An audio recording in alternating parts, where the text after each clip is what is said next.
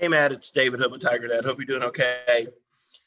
Just quick question. Obviously, what everybody wants to know, where were you when you heard the news that the game was not going to be played? You've traveled all the way to Tallahassee, and, what was your initial reaction? Yeah, I was sitting in the tent about to eat breakfast. Myself and Blake Vincent got there pretty early, and we were just kind of waiting around. And breakfast did not start on time, so that was probably my first indication that something was up. And when Coach Swinney and Danny Poole came in, that's when they told us that the game had been canceled, and there was nothing we could really do about it at that point. So certainly a bizarre experience. I don't know that I would have ever guessed that we would go through something like that. Obviously, this year has created some extenuating circumstances, but definitely a weird experience, I would say. Matt, this is Trevor from CUTigers.com. Coach Swinney said last night that he felt like Florida State just used COVID as an excuse to get out of the game. Did y'all as players feel that way?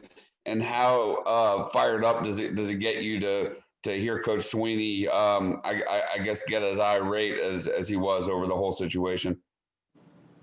One thing I'll say about Coach Swinney is that he's always going to have the players' backs, and he's going to do what's in the best interest of the players. So that's number one. And number two, I just think from a player's perspective, I know how diligent we've been in following our protocols and doing the testing and being socially distanced, and guys really having to sacrifice and not necessarily have that full college experience this year because they know how it could impact the team negatively. And so I think it was definitely disappointing to not be able to play the game after knowing how well we followed the protocols.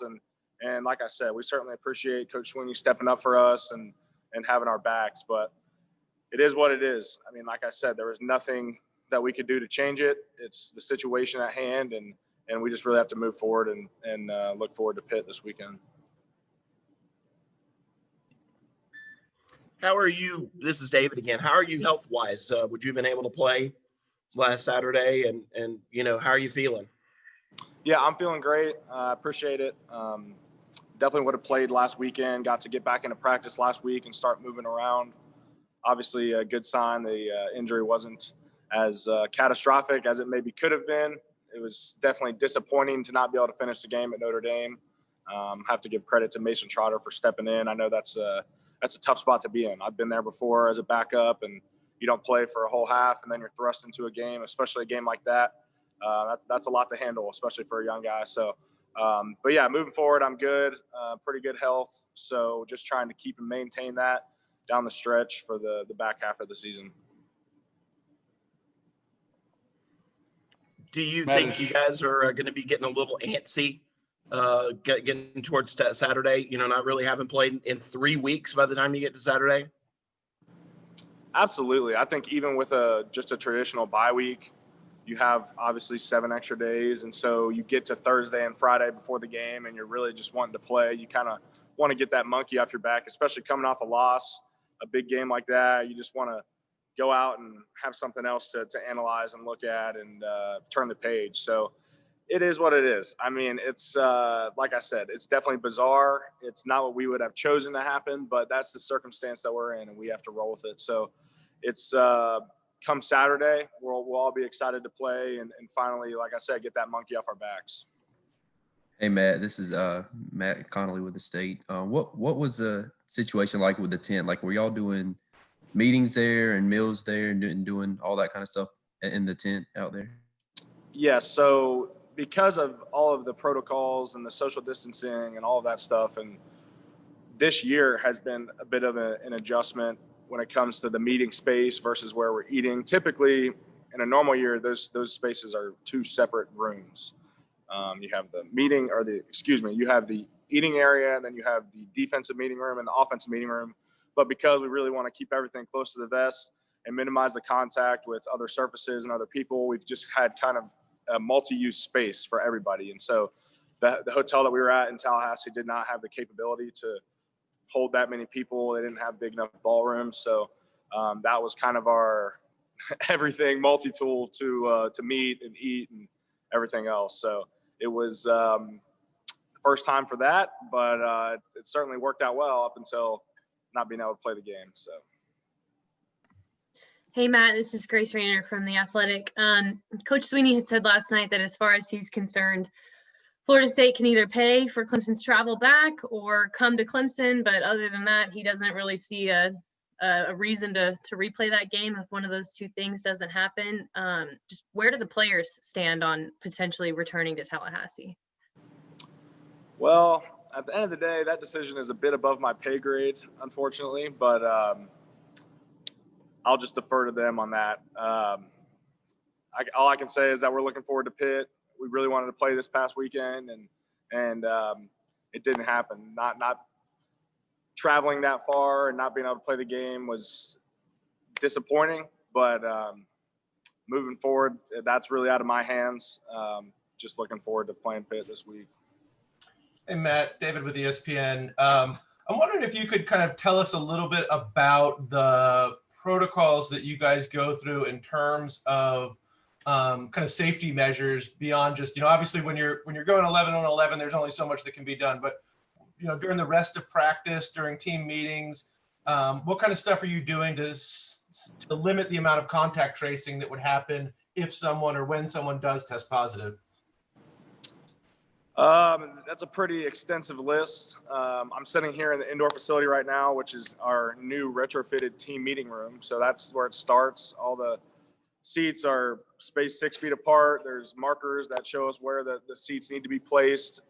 The position meeting rooms, the offensive line, we meet in the defensive back seven meeting room. So everything's kind of flipped around. Some of the smaller position groups like quarterbacks can utilize maybe an offensive line meeting room, but offensive line and receivers, those are really big position groups. So we've kind of had to adapt and adjust to those meeting rooms to be able to have socially distanced meetings.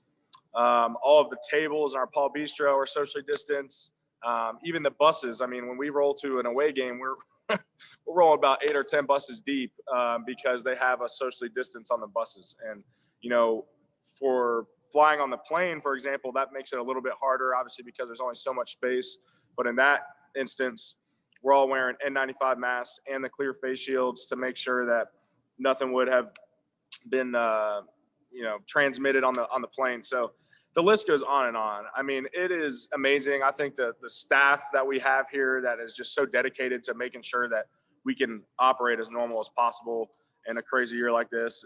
My hat really goes off to them and everything they've done for us. They clean the building all the time.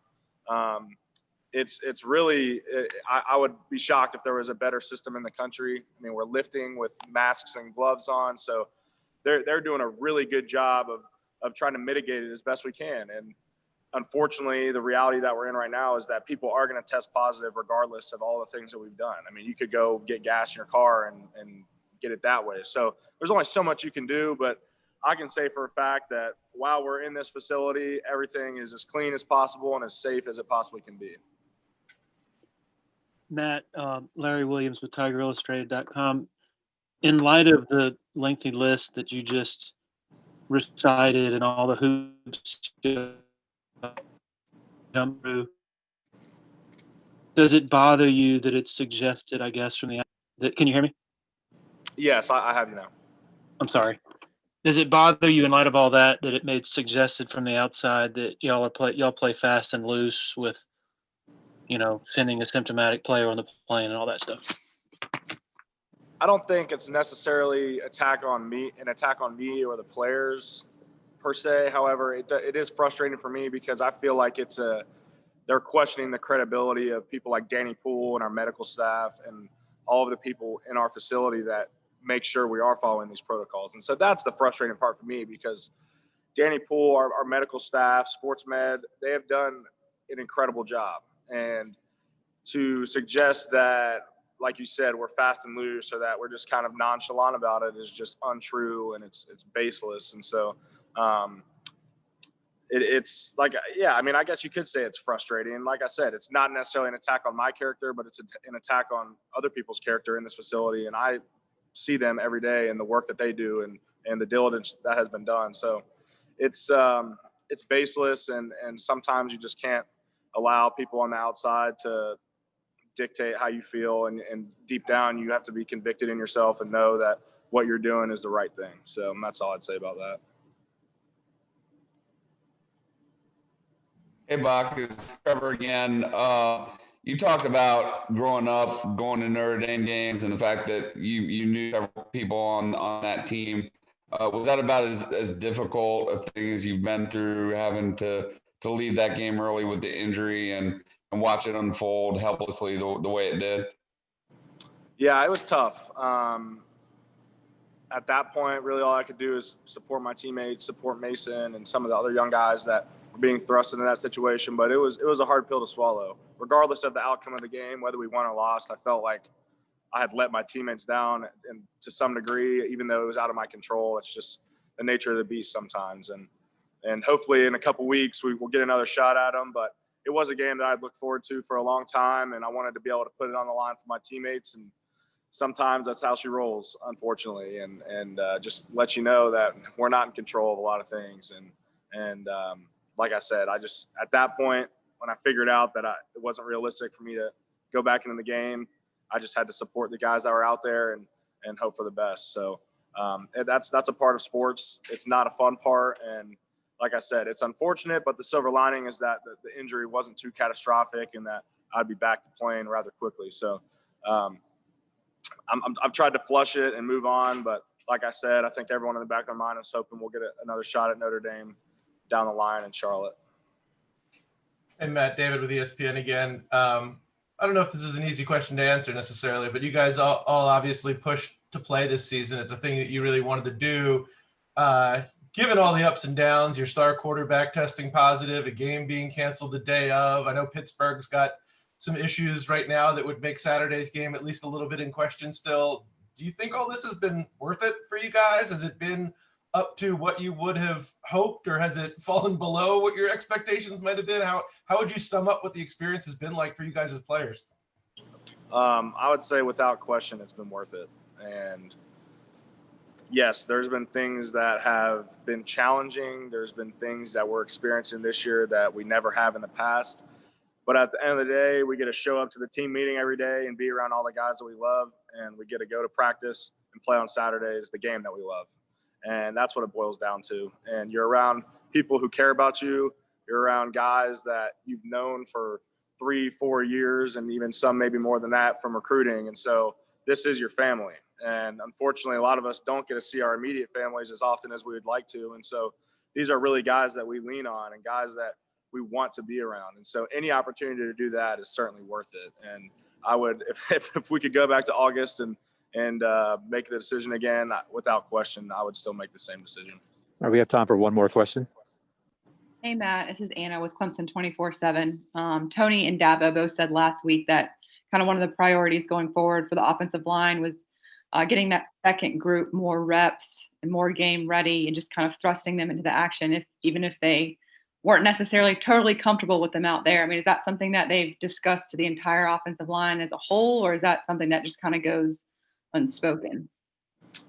It's definitely been an underlying thought throughout the offseason and the season. I think that looking at years past, myself included, was part of this, where we would have the starting guys, but we had a pretty good rotation of 7 or 8 guys to give the starters some breaks, but also give the younger guys some meaningful experience. And I think that's a very valuable aspect of what we do here at Clemson. And it's not just offensive line, but it is definitely prevalent along the offensive line. And it is important. I think that we've got a really, really, really young second group. I think back to last year, the second group that I was a part of, we had a lot of veteran guys, and now most of us are in the starting roles that we are. So it's definitely different. And to an extent, you just have to get the guys. You got to kind of just throw them in the fire. And it's tough, and it's definitely challenging. Like I said, I can point to Mason Trotter, who I doubt expected to have that big of a role against Notre Dame, but we need the help. And then even looking at the first group, there's things that we need to improve upon. And I'm the first person to raise my hand and say that. I think that obviously there's been a lot of criticism of the offensive line in the run game over the past couple of weeks. And I think some of that's probably warranted. I don't think it's necessarily the end of the world that some might think it to be, but there's all things that we need to improve on, including myself. Like I said, I'll be the first one to say that there's things that I need to get better at. And that's why I'm really looking forward to these next couple games to get back to the basics as we have in practice, and really, bring this O-line group to a level that we know we're capable of playing, and it starts by just getting the opportunity to play. So I know we're really looking forward to that, and the young guys as well having the opportunity to develop.